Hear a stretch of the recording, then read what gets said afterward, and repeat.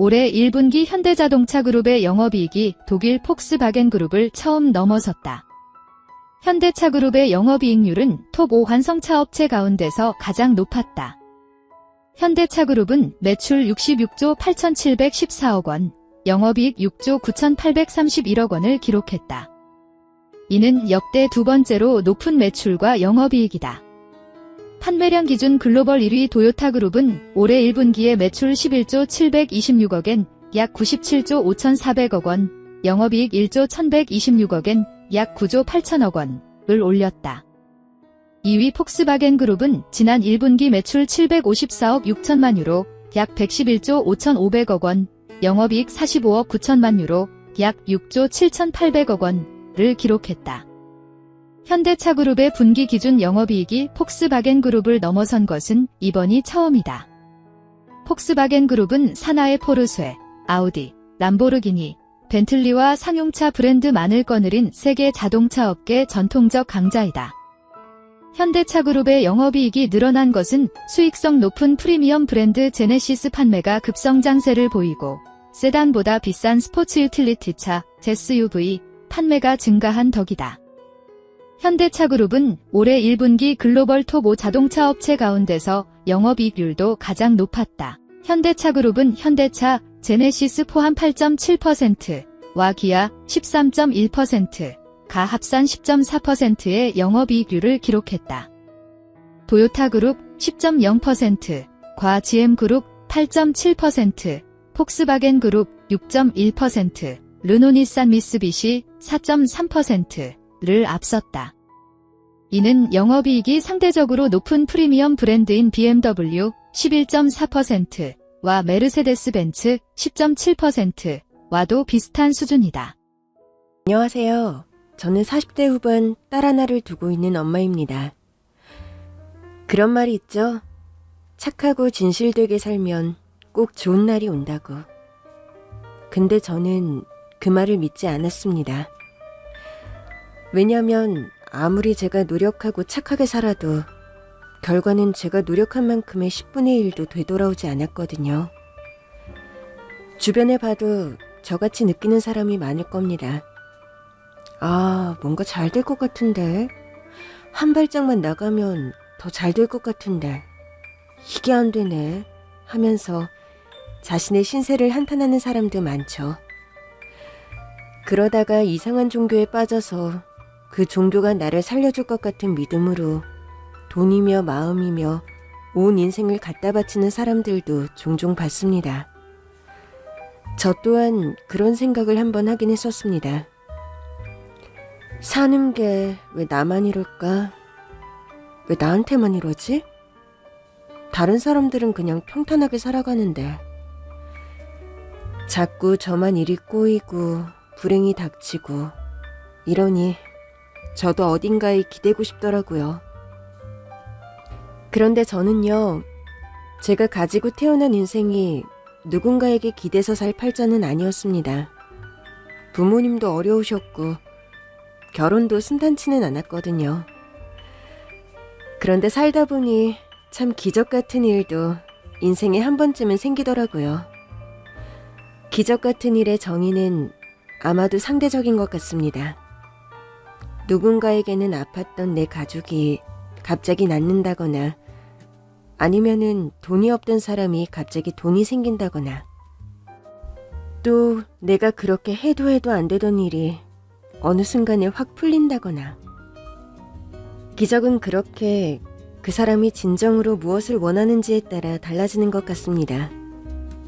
저 또한 살면서 조금 늦게 기적을 경험했습니다.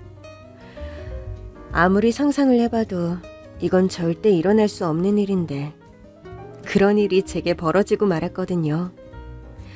제 쓰디 쓴 인생의 기적처럼 찾아온 달콤한 이야기 여러분께 지금 들려드리겠습니다. 랄라 사연 드라마를 들어보면 참 어린 시절 어렵게 보낸 분들이 많습니다. 저 또한 그랬습니다. 아버지는 아주 오래전부터 간이 안 좋으셔서 가장이었지만 제대로 가장 노릇을 못하셨습니다. 매일 힘도 없으시고 합병증 때문에 일을 한다는 건 아예 생각하지도 못하셨습니다. 그러다 보니 가장 역할은 자연스럽게 엄마의 몫이었고 엄마는 저희 세 딸을 키우기 위해 갖은 노력을 다하셨습니다. 그리고 아픈 아빠를 낫게 하기 위해서 정말 안 해본 것이 없었습니다.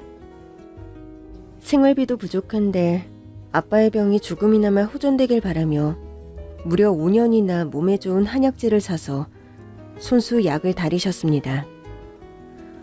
엄마, 내가 할게. 이리 줘.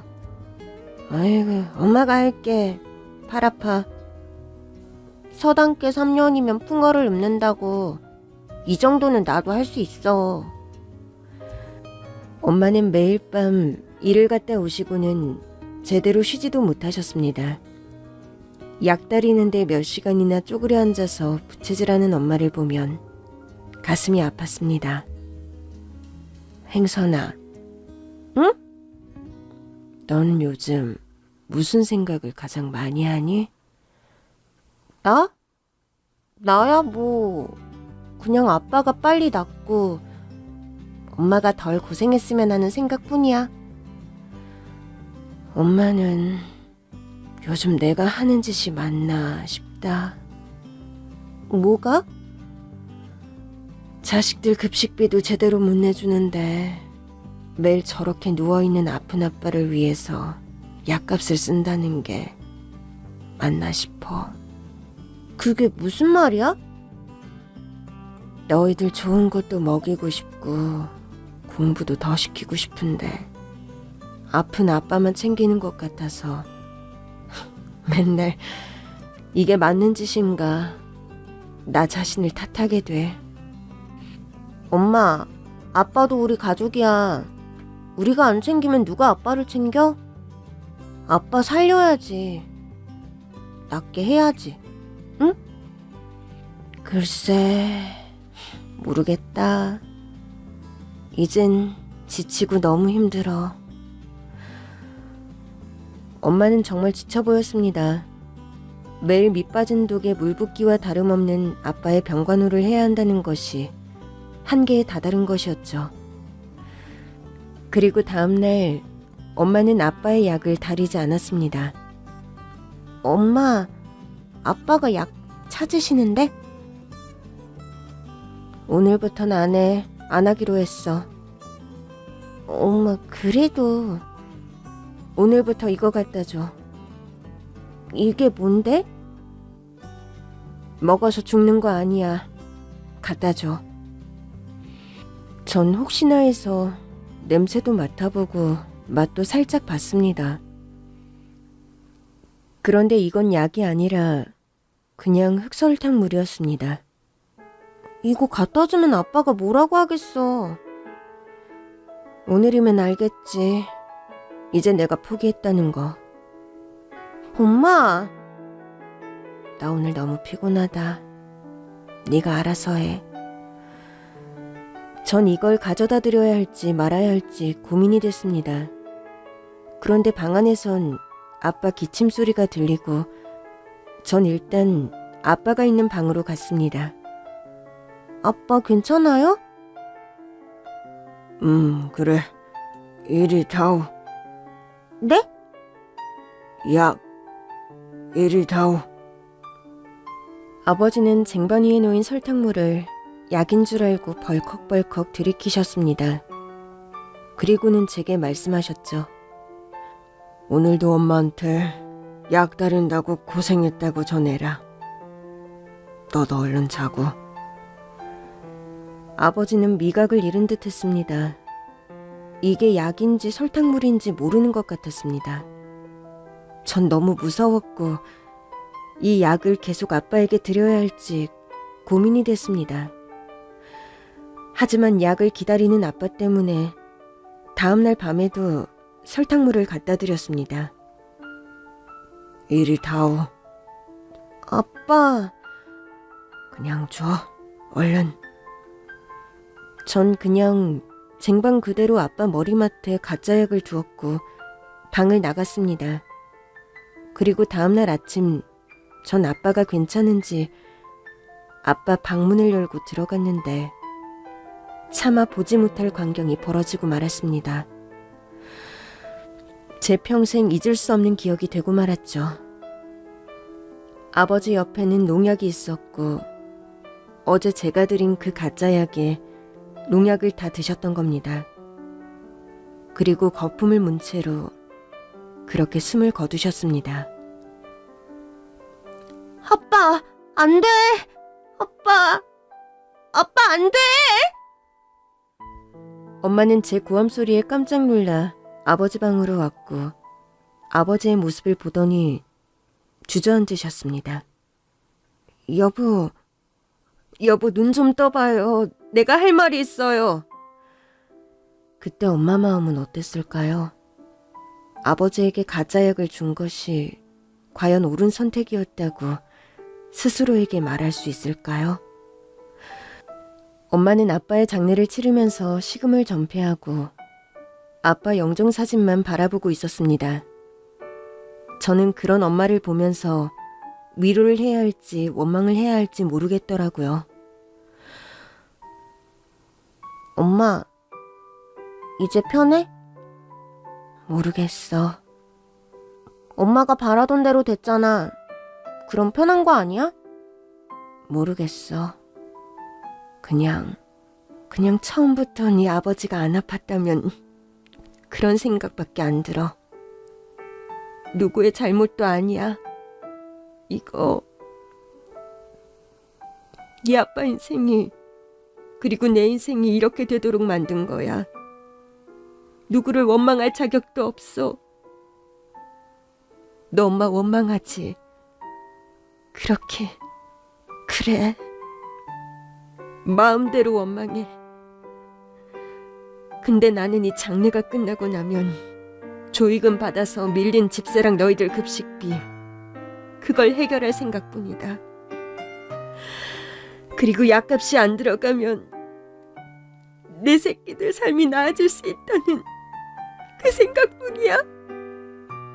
그때는 친정엄마의 말이 이해가 되지 않았습니다. 아픈 아버지를 밀어낸 사람은 엄마였으니까요.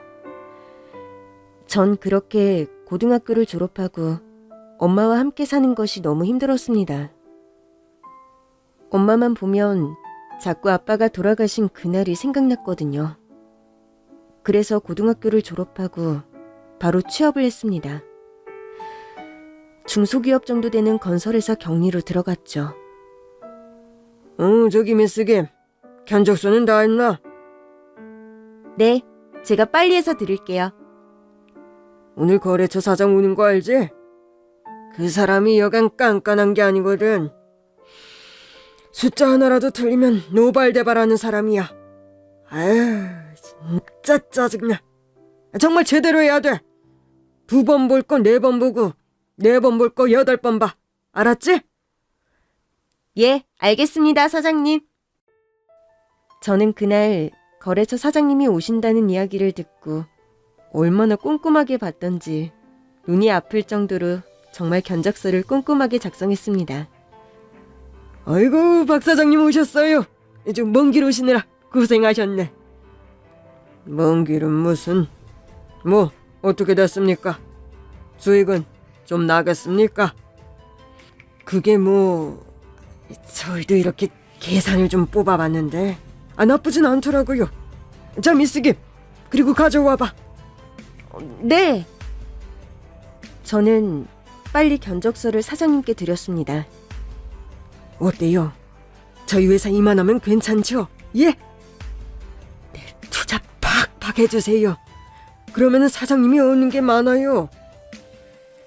우리는 이런 싼 자재 안 쓰는데. 예? 우리는 이런 싼 자재를 안 쓴다고요. 내가 왜 견적서 제대로 보여달라고 하는 줄 아십니까? 이럴 것 같아서 달라고 한 거예요. 싼 자재 써서 돈 줄이면 당정은 좋겠죠. 근데 나중에 어떡하려고 그럽니까? 우리 회사가 지은 아파트가 무너지기라도 하면 그거 책임질 거예요? 아니, 사장님, 저는 사장님의 수익성을 위해서 이렇게 뽑은 거고, 저도 물론 자재 좋은 거 쓰고 싶죠. 그럼 그렇게 다시 뽑아주세요. 다시 뽑아달라고요.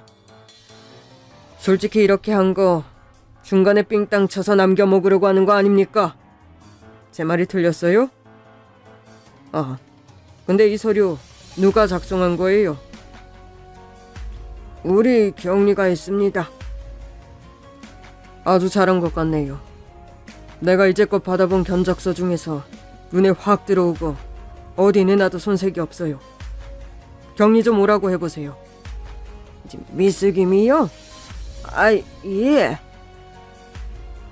저는 그렇게 거래처 사장님께 불려갔고, 거래처 사장님은 갑자기 저한테 점심을 먹으러 나가자는 제안을 하셨습니다. 점심이요? 네, 먹으면서 이야기할 게 좀 있어서요. 저희 사장님한테 물어봐야 하는데. 아니, 아니, 갔다 와. 박 사장님이 할 말이 있겠지. 전 그렇게 거래처 사장님과 점심을 먹게 됐습니다. 솔직히 밥이 입으로 들어가는지 코로 들어가는지도 모르겠더라고요. 그리고 거래처 사장님이 저한테 무슨 할 말이 있어서 저러나 싶었죠. 그런데 미스 김, 네? 우리 회사 격리로 일해보는 건 어때요? 네? 우리 회사 격리로 오라고요. 내가 월급 2배 줄 테니까. 저 여기 입사한 지 지금 1년 다 돼가는데 퇴직금은 그래도 받고 나가야 하지 않을까요? 퇴직금? 미스 김, 그 퇴직금 받고 우리 회사에 오면 베스트겠죠. 그런데 그 퇴직금 때문에 지금 내가 제안한 걸 무시해버린다면 기회는 다시 찾아오지 않아요. 내가 조언을 좀 하자면 인생은 먼 미래를 생각하고 지금을 준비해야 합니다. 저는 그 말에 아차하는 생각이 들었습니다. 제가 사는 방식은 늘 그랬거든요. 하루하루 그냥 먹고 살기만 하면 되고 하루하루 그냥 때우기만 하면 된다고. 근데 역시나 큰 사업을 하는 사장님은 달랐습니다. 3일 시간 줄게요. 그럼 나 갑니다. 저는 거래처 사장님이 주신 명함을 받고 어찌해야 되나 고민에 빠졌습니다. 그러다가 그 거래처 사장님의 말이 떠오르더라고요. 미래를 보고 큰 꿈을 향해 달려가고 싶지 않냐는 거래처 사장님의 말이 자꾸 맴돌았습니다. 그래서 그래, 인생 별거 있어? 부딪혀보는 거야 라는 심정으로 저는 원래 다니는 직장을 과감하게 그만두고 짐을 싸서 나와버렸죠. 그리고 거래처 사장님, 아니, 이제 새로운 사장님을 만나게 됐습니다. 미스 김, 잘 왔어요. 여기 내 옆에 앉아요. 네? 내 옆에 앉으라고. 예. 내가 말하면 바로바로 계산해서 나한테 줘야 돼요. 알겠죠? 내가 그러려고 미스 김 데려온 거야. 예, 알겠습니다. 전 정말 누구보다 열심히 일했습니다. 이거 계산하라 하면 이거 계산하고, 이거 견적서 뽑으라 하면 뽑고, 정말 지문이 닳도록 계산기를 두드렸습니다. 그렇게 6개월쯤 지났을 때 다음날 중요한 미팅이 있어서 서류를 작업하고 있었는데 어쩌다 보니 야근을 하게 됐습니다. 그런데 미스 김, 아직 안 갔어요? 네, 저 이것만 해놓고 가보려고요. 밥은요? 집에 가서 먹으면 됩니다. 이거 먹어요. 이게 뭔가요? 도시락. 도시락이요? 이거 사온 도시락 같지는 않은데. 내가 쌌어요. 아니, 사장님께서 직접요? 그러면 누가 싸요? 내가 마누라가 있는 것도 아니고. 저는 이 도시락을 직접 싼 사장님도 안 믿겼고 사장님이 아내가 없다는 사실도 처음 알았습니다. 제가 이렇게 귀한 도시락을 먹어도 될지 모르겠어요. 일단 먹어요. 네, 너무 감사히 잘 먹겠습니다. 그리고 사장님, 같이 드세요. 난 그냥 미스김 먹는 거 보고 있을게요. 네? 미스김 먹는 거 보고 있겠다고. 그리고 먹으면서 내 얘기 좀 들어요. 저는 사장님이 도시락을 먹으면서 사장님 이야기를 들어달라는 소리에 이게 뭔가 싶었죠. 미스김, 네? 나는 한 번 이혼한 사람이에요. 아, 그러셨어요? 그리고 이혼하고 나서 내 인생에 여자가 있을까 생각을 했는데 요즘은 있어야 되겠더라고요. 좀 더 구체적으로 말하자면 결혼하고 싶은 여자가 나타나서 다시 결혼하고 싶더라고요. 나한테 아주 딱 맞는 여자. 좋은 분 만나셨나 보네요. 그렇다고 볼 수 있죠. 그래, 우리 결혼은 언제 할래요? 네? 결혼 말이에요. 아니, 사장님, 그게 무슨 말씀이세요? 미스김, 내가 지금 당신한테 프로포즈 하는 거잖아. 모르겠어요? 아니, 사장님, 그게 말이에요. 난 바빠서 속전속결로 해야 돼요. 내 흠이라면 한 번 이혼한 거 그거예요. 다른 거는 난 문제없는 남자예요. 돈도 있겠다, 집도 있겠다. 이런 큰 사업체도 가지고 있겠다. 내가 뭐가 부족해요? 아니, 그건 알겠는데요. 사장님, 저는 한 번도 사장님을... 알아요. 남자로 생각 안 한 거. 근데 내가 지금 미스김을 여자로 생각한다잖아. 그러면 하면 되는 거예요. 정말 막무가내였습니다. 자기 마음대로 이 여자는 내 여자다 찍어놓고 도시락 만들어주면서 프로포즈를 하고 결혼은 그냥 자기 말 들으면 된다고 하는 사장님의 말이 정말 전 이해가 되질 않았습니다. 빨리 하고 싶어요. 난 자식도 없거든. 아들이든 뭐 딸이든 난 상관없어. 자식도 낳고 정상적인 가정생활 하고 싶어요. 한 달 안에 추진합시다. 진짜 황당했습니다. 이 남자 도대체 뭔가 싶었죠. 하지만 그날부터 전 사장님의 얼굴을 조금씩 더 보게 됐고 이 남자 도대체 어떤 사람이지라고 하나하나 훑어보게 됐죠. 그리고 직장 동료들에게 얘기를 들었습니다. 우리 사장 이번에도 다 퍼다 줬다더라. 뭘 퍼줘? 불우이웃들 돕는다고 또 돈 다 썼나 봐. 아니, 돈이 있으면 우리 보너스나 좀 주지. 왜 자꾸 그런 데 돈을 써? 아, 진짜 이해 안 돼. 저희 사장님이 뭐 좋은 일 많이 하나 봐요? 그게 좋은 일인지 안 좋은 일인지 난 모르겠는데. 그렇게 남한테 퍼주는 걸 좋아해. 원래 오지랖이 넓은지. 그 오지랖 우리 직원들한테 좀 주면 안 되나? 아, 참 이해가 안 된단 말이야. 미스 김이 더 잘 알걸?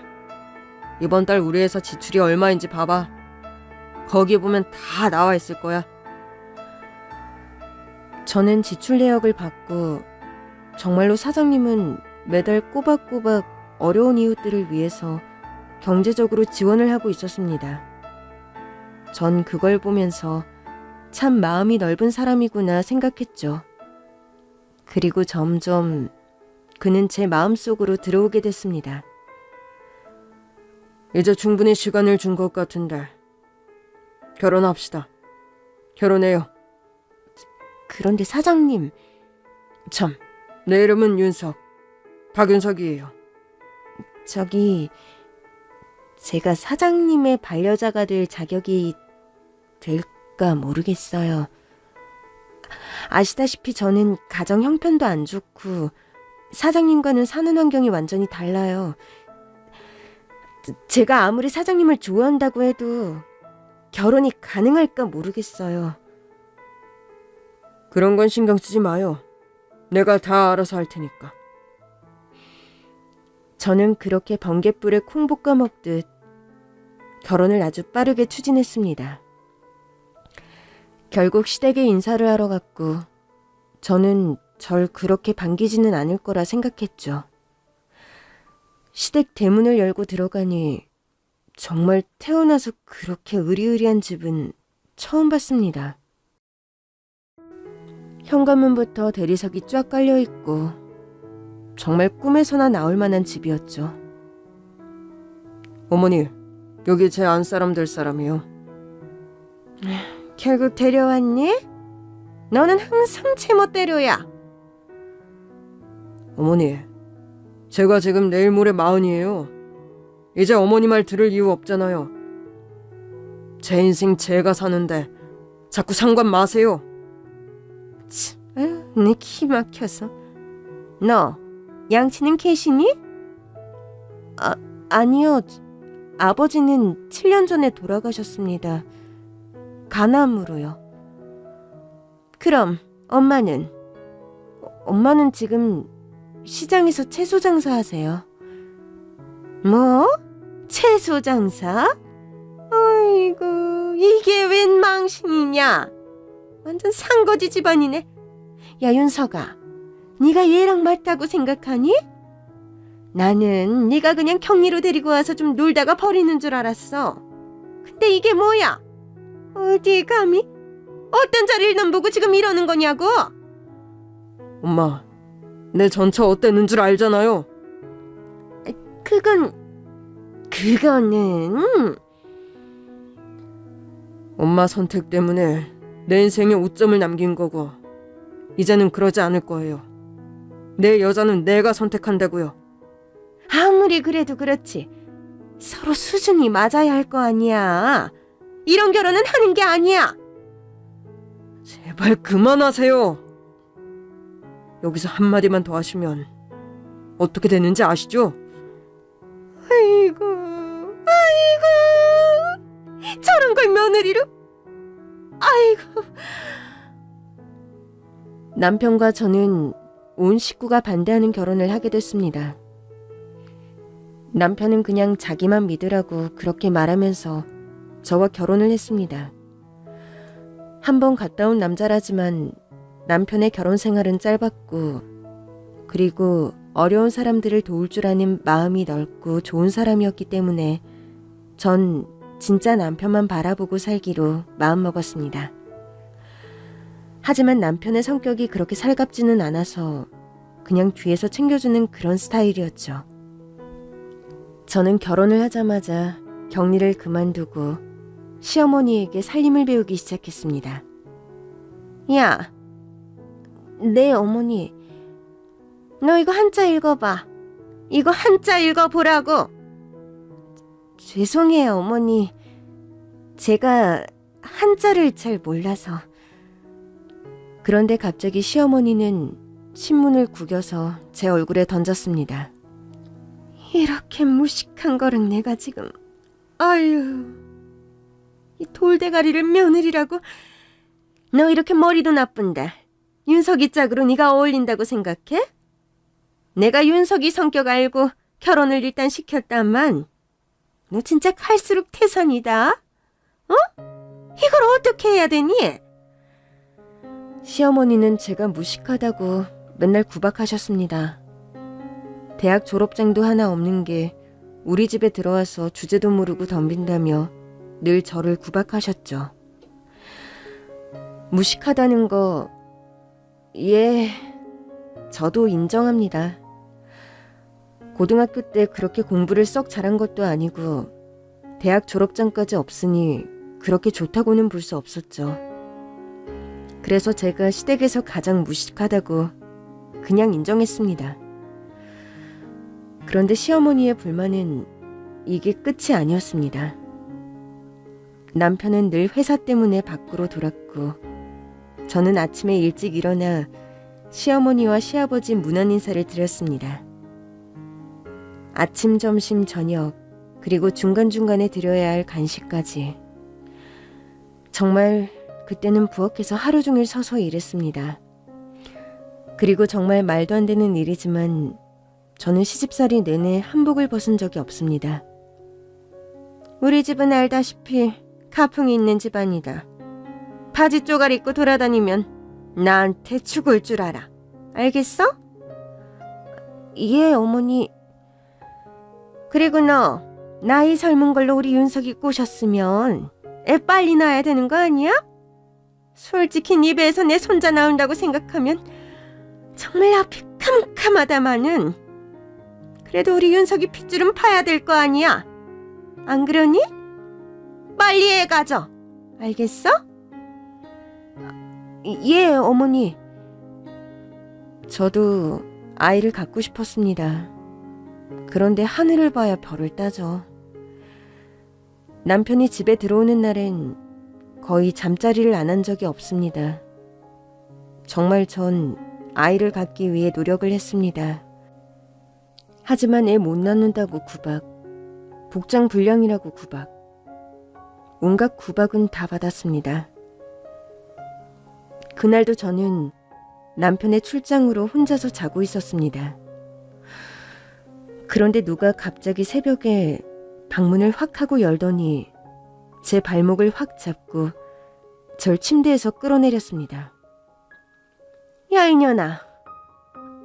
뭐야, 어머니. 왜 이러세요? 너, 내 보석함에 손댔지? 아니에요, 어머니. 저 그런 적 없어요. 손댔잖아. 아니에요, 어머니. 제가 왜 그걸 손대요? 너 뒤져서 나오면은 그대로 빨가벗겨서 쫓겨날 줄 알아. 알겠어? 저리 비켜. 시어머니는 자기 보석함에 있던 목걸이가 없어졌다면서 새벽에 제 방을 뒤집어 놓기 시작했습니다. 어딨어? 어딨어? 어딨냐고? 그새 팔아먹었어? 아니에요. 아니에요. 제발 믿어주세요, 어머니. 이년 봐라. 여기 있잖아. 전 순간 깜짝 놀랐습니다. 어머니 방에 들어간 적도 없었고, 그리고 그 물건을 훔칠 이유도 없었습니다. 그런데 그 목걸이가 왜 제 방에 있는지 전 도통 알 수가 없었습니다. 이년아, 증거가 여기 있는데 안 했다고 발뺌할 거야? 아니에요, 어머니. 정말 제가 한 게 아니에요, 어머니. 아니, 산 거지 돌대가리인 줄 알았는데 이년이가 완전 토등년이네. 이런 토등년을 우리 집에 들이다니. 죽어. 이년아, 죽어! 시어머니는 집이 떠나갈 정도로 소리를 치셨고 결국 저를 경찰에 신고하셨습니다. 우리 집에 도둑년이 있어요. 도둑년이 있으니까 빨리 잡아가세요. 빨리! 경찰은 급히 출동했고 이 상황이 어찌된 일인지 저에게 물어봤습니다. 아니, 두 분 관계가 어떻게 되십니까? 저는 이 집 며느리예요. 네? 아니, 며느님을 지금 신고하신 거예요? 도둑년이면 신고해야지. 며느리고 나발이고 어딨어? 아니, 그래도 뭔가 자초지종을 들어보시고. 싫어. 인형 끌고 나가요. 콩밥 먹이라고. 사모님, 이러신다고 해결될 문제가 아니에요. 며느님이 설령 가져가셨다고 쳐도 먼저 두 분이서 얘기를 하고 이게 신고할 일이면 신고하셔야죠. 그리고 가족 간의 도둑질이 어디 있습니까? 솔직히 좀 오버하신 것 같은데 저희는 이만 가보겠습니다. 이건 사건이 안 돼요. 이봐요. 인연 데리고 가라니까. 가서 콩밥 먹게 하라니까. 저는 그날 이후 2층 제 방에서 한 발자국도 나오지 못했습니다. 야, 이 도둑년아. 경찰에서 널 잡아가지 않으니 내가 널 콩밥 먹여야겠다. 나쁜 나쁜 도둑년. 너 여기서 한 발자국도 나오지 마. 저는 정말 사흘 내내 물 한 모금 먹지 않고 그렇게 누워만 있었습니다. 그리고 도대체 그 목걸이가 왜 제 방에 있었는지 이해가 되지 않았죠. 그런데 제 방 복도에서 뭔가 소근소근 말하는 소리가 들렸습니다. 엄마, 그래도 물은 넣어줘. 아우 싫어. 저러다 죽으면 어떻게 할 거야? 몰라. 죽든지 말든지. 솔직히 말해서 내가 엄마가 시켜서 하기는 했지만 이거는 아닌 것 같아. 조용해 이년아. 나는 어떻게 해서든 천연 저거 이혼시켜서 내보낼 거야. 엄마도 대단하다. 대단해. 이렇게 해가지고 도둑년이라고 얘기하고 경찰에 신고하면, 아니 제가 진짜 콩밥이라도 먹을 줄 알았어? 먹을 줄 알았지. 그거라도 안 되면은 뭐 지가 알아서 나가겠지. 오빠 알면 어쩌려고 그래. 하긴 윤석이도 지 마누라가 이뻤으면은 이렇게 엄마한테 구박받게 놔뒀겠어. 출장 간 애가 뭘 어떻게 한다고. 엄마, 걔 지금 출장 간 거 아니야. 뭐? 출장 간 거 아니라고. 무슨 뭐 제주도로 간다니 뭐 어쩐다니 하는데 김 기사 통해 알아보니까 또 여자 생긴 모양이더라고. 솔직히 전처가 이상하긴 했지만 윤석이가 밖으로 나돌아다닌 것도 있잖아. 저놈의 아랫도리는 하여튼 아유 지 아버지를 빼다 박았어. 그런데 윤석이도 대단하다. 결혼을 해도 저렇게 끊임없이 여자를 또 끼고 살아야 하는 거 보면 오히려 잘 됐어. 그거 천연 알면 둘이 헤어지는 건 이제 시간 문제야. 저는 귀를 문에다 대고 시누이와 시어머니가 하는 소리를 그대로 다 들었습니다. 그리고 전 이야기를 듣자마자 온몸에 힘이 쫙 빠지면서 그대로 기절하고 말았습니다. 눈을 떠보니 병원이었습니다. 그리고 제 눈앞에는 남편이 서 있었습니다. 정신이 좀 들어? 이게 무슨 일이야. 밖에서 일하는 사람 집에 신경 쓰지 말게 좀 해야지. 나 진짜 깜짝 놀랐다니까. 그런데 왜 방에서 나오지도 않고 혼자 그러고 있었어? 밥도 안 먹고 말이야. 누가 그래요? 누가 제가 밥도 안 먹고 방에서 나오지도 않았다고 누가 그래요? 어머니가 그러지 뭐. 참, 어머니 목걸이 훔쳤다면서? 저 안 훔쳤어요. 알았어. 뭐 그래. 나도 뭐 여자들이 하는 말 끼어들기 싫은데 목걸이가 필요하면 나한테 사달라고 하든가. 그걸 왜 훔쳐? 가뜩이나 엄마 지금 당신 마음에 안 들어 죽으려고 하는데 왜 자꾸 그런 밑보이는 짓을 해? 내가 안 훔쳤다고요. 그만해. 나 머리 아파. 그리고 목걸이는 어머니 거보다 더 좋은 걸로 사줄게. 됐지? 빨리 일어나서 엄마 비위나 좀 맞춰줘. 나 진짜 몸이 12개라도 모자라. 왜? 바빠요? 그렇게 출장이 많아요? 당연히 많지. 지금 거래처만 해도 몇 갠데. 당신 정말 나한테 거짓말하는 거 없어요? 무슨 거짓말? 거짓말은 당신이 했잖아. 엄마 목걸이 훔쳐서. 그 여자 예뻐요? 나 격리할 때 도시락 싸주면서 이 여자는 내 여자다. 너 나한테 시집 오면 된다. 그렇게 말했잖아요.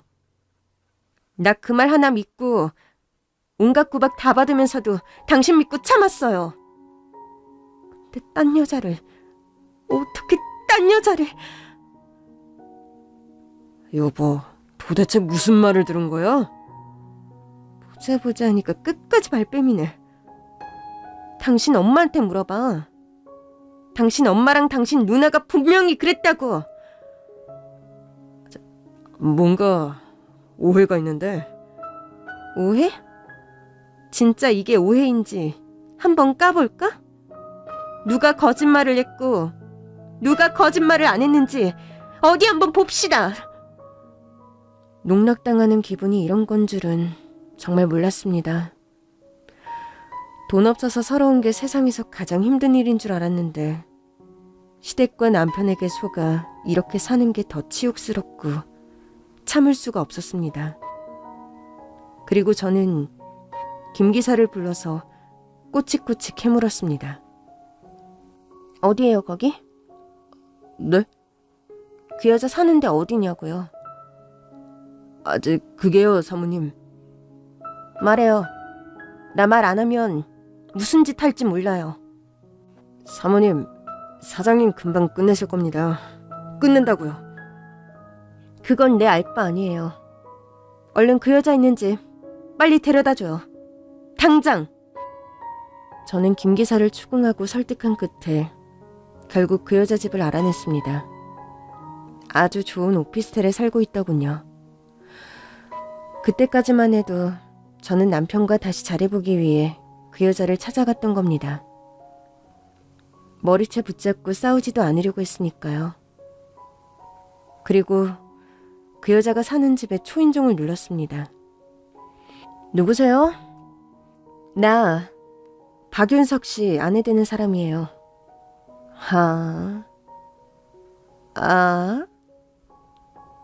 나 알고 있었어요. 유부남이라는 거. 근데 왜 이런 짓을 해요? 그건 오빠한테 물어보세요. 당신 남편이 안 달라서 나한테 왔으니까. 당신 남편한테 얘기해요. 솔직히 나도 유부남 만나는 거 찝찝해요. 나 받을 거 다 받았고 줄 것도 다 줬어요. 근데 이제 재미없어요. 당신 가져요. 뭐라고요? 원래 당신 거였잖아요. 그러니까 도로 찾아가라고. 뚫린 입이라고 정말. 그리고 내가 왜 지금 그 남자 버리려고 하는 줄 알아요? 나 몰래 또 바람이 났더라고. 딴 여자랑. 그러니까 우리 집 찾아올 게 아니라 그 여자를 찾아가 봐요. 그리고 앞으로 여기 찾아오지 마세요. 경찰에 신고할 거니까. 저는 진짜 하늘이 노랬습니다.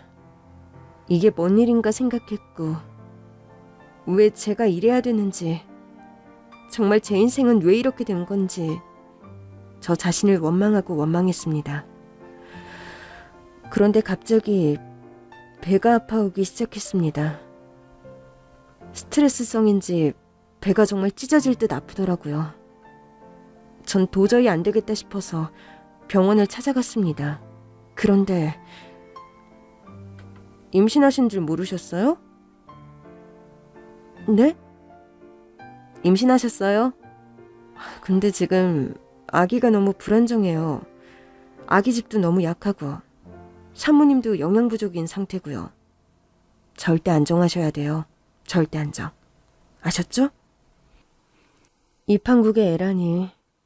지금 애 아빠랑 살지 말지 그걸 고민하고 있는데 갑자기 애가 들어선 게 전 그렇게 달갑지는 않았습니다. 전 지금 이 상황을 어떻게 해야 하나, 하필 지금 왜? 라는 생각만 들었습니다.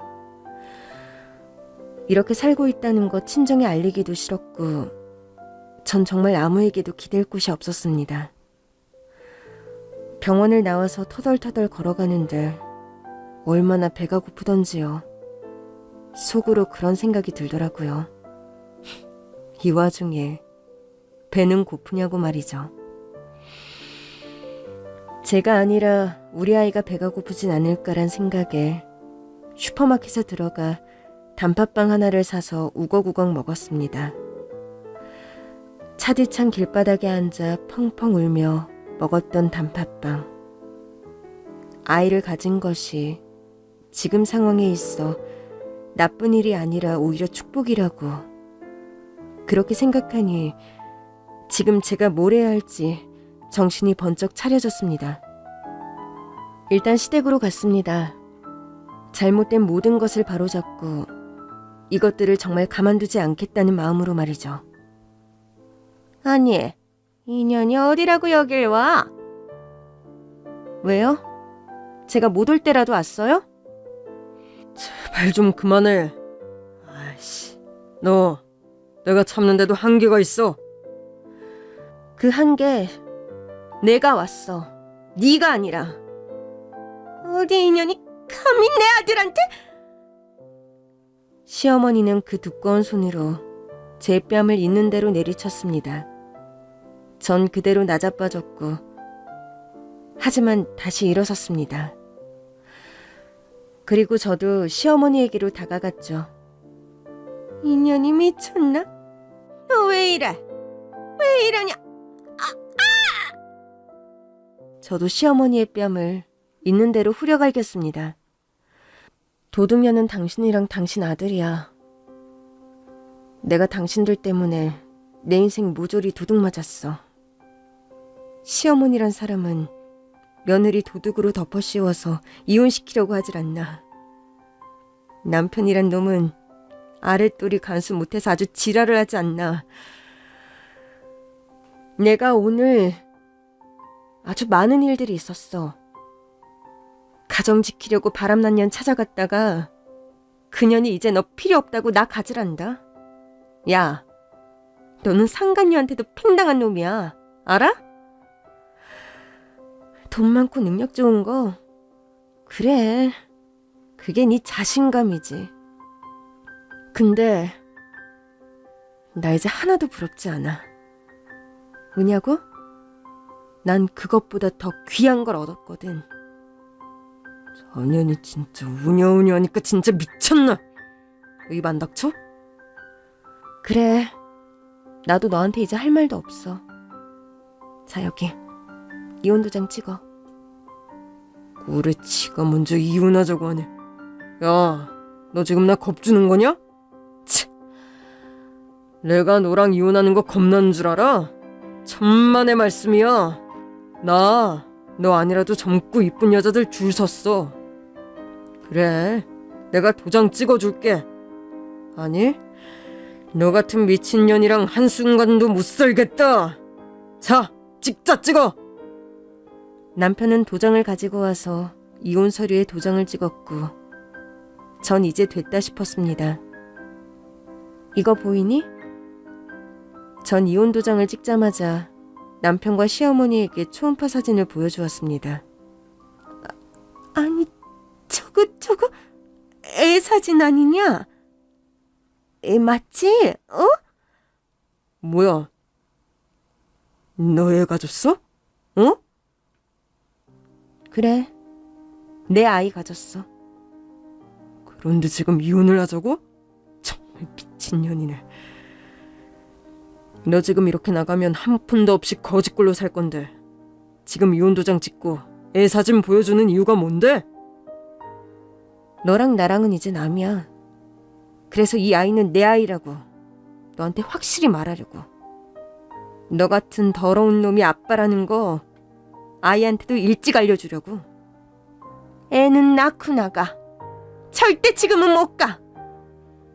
어머니, 아니 저기 할머니, 나한테 이제 이래라 저래라 하지 마. 당신 이제 나한테 그럴 자격 없어. 미친 할망구야. 인연이 진짜 쳐돌았나? 윤서가, 천연 쳐봐. 천연 못 가게 잡으라고. 내 새끼야, 내 아이라고. 못 가! 못 가! 전 이런 상황을 예측했습니다. 그래서 미리 준비한 후춧가루를 양손에 쥐고 시어머니와 남편에게 뿌렸죠.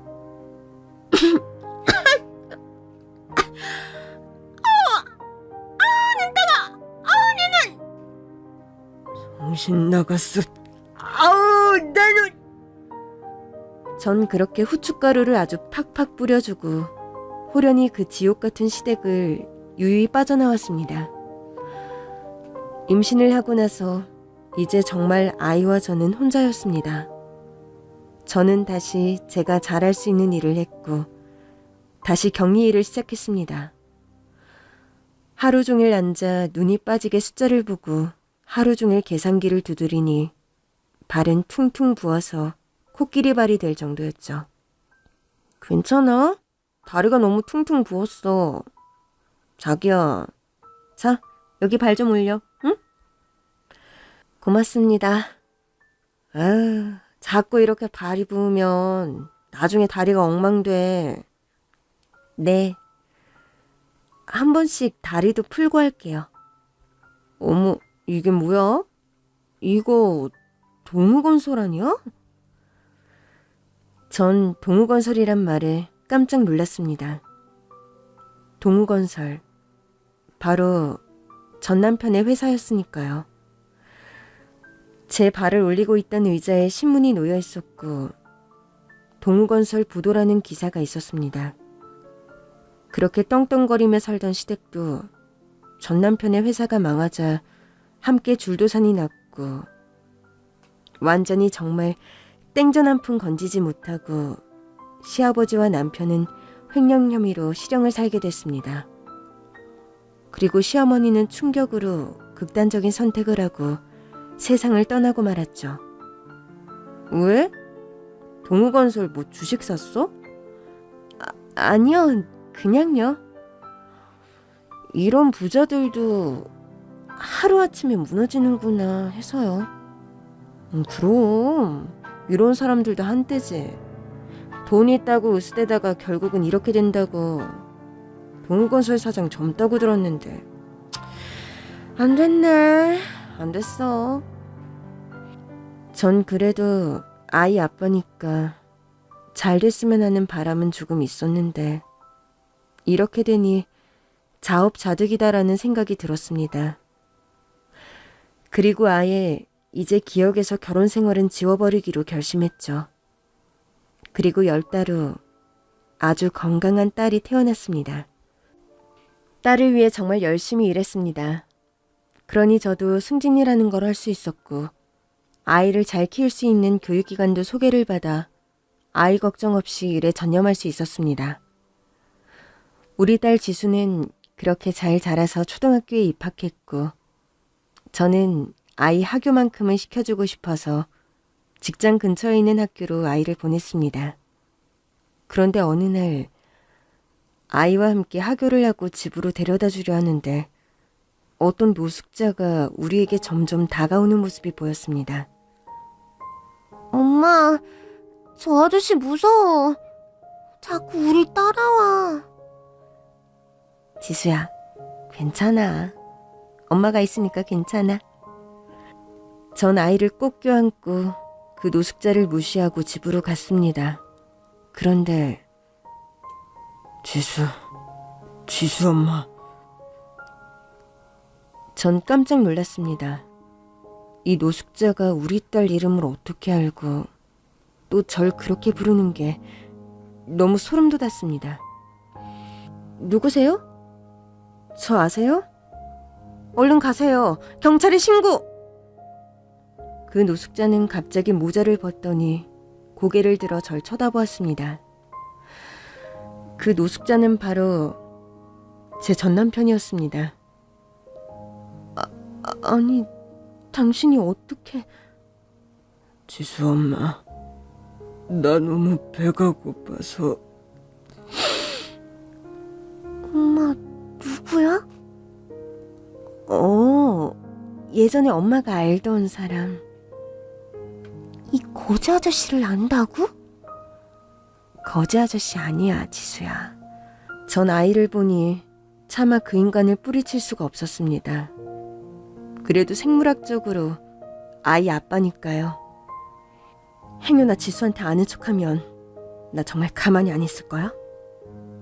알았어. 밥 한 끼만 제발. 일단 딸을 학원에 보내고 따로 밥을 먹여야겠다는 생각을 했습니다. 그렇게 딸을 학원에 보내려 하는데 미안하다. 엄마, 저 아저씨 왜 울어? 아니야, 네가 상관할 거 없어. 오늘도 학원 친구들이랑 재밌게 보내. 알았지? 응, 나 갈게. 그리고 저기... 안녕히 가세요.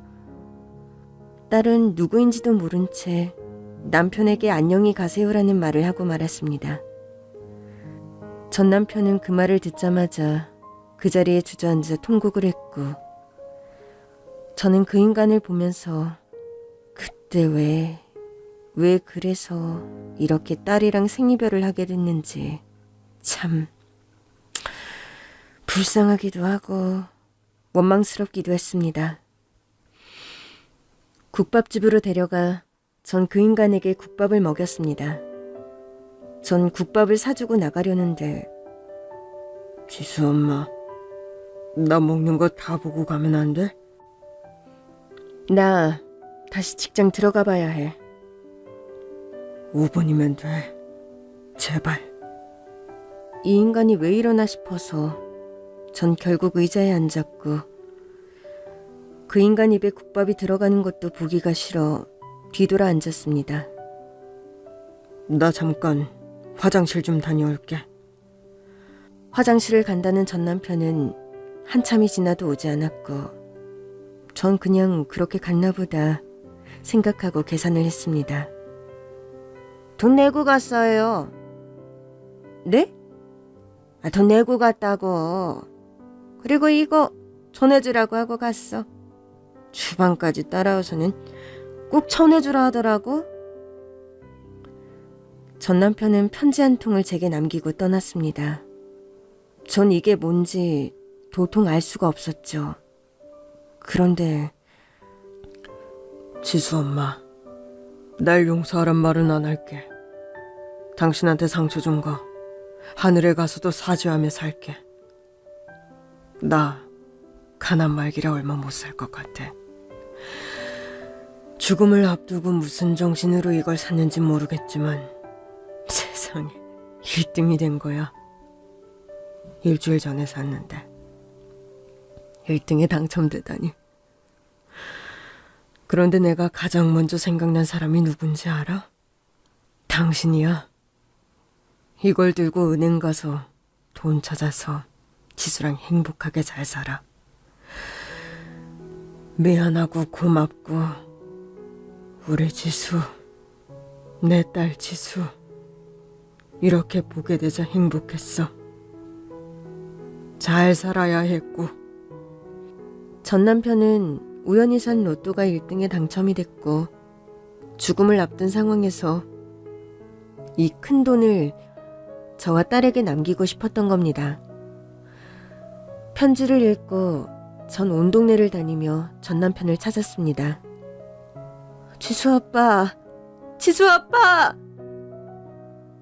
그런데 지하철 앞에 쪼그려 앉아있는 전 남편을 발견했고, 전 남편은 약간 정신을 잃은 상태였습니다.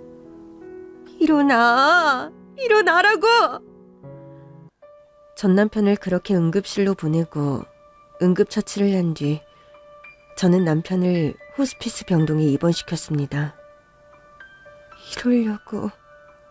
이러려고. 남편은 완전히 정신을 잃은 상태였고, 병원에서도 마음의 준비를 해야 한다고 했습니다. 그리고 열흘 후 남편은 그렇게 세상을 떠났습니다. 전 딸을 데리고 전 남편의 장례를 치렀고, 절 지켜보는 딸에게 결국 이야기를 하게 됐습니다. 우리 딸, 저 아저씨가 누군가 궁금했지? 궁금하긴 했는데 엄마가 슬플까봐. 아빠, 우리 지수 아빠.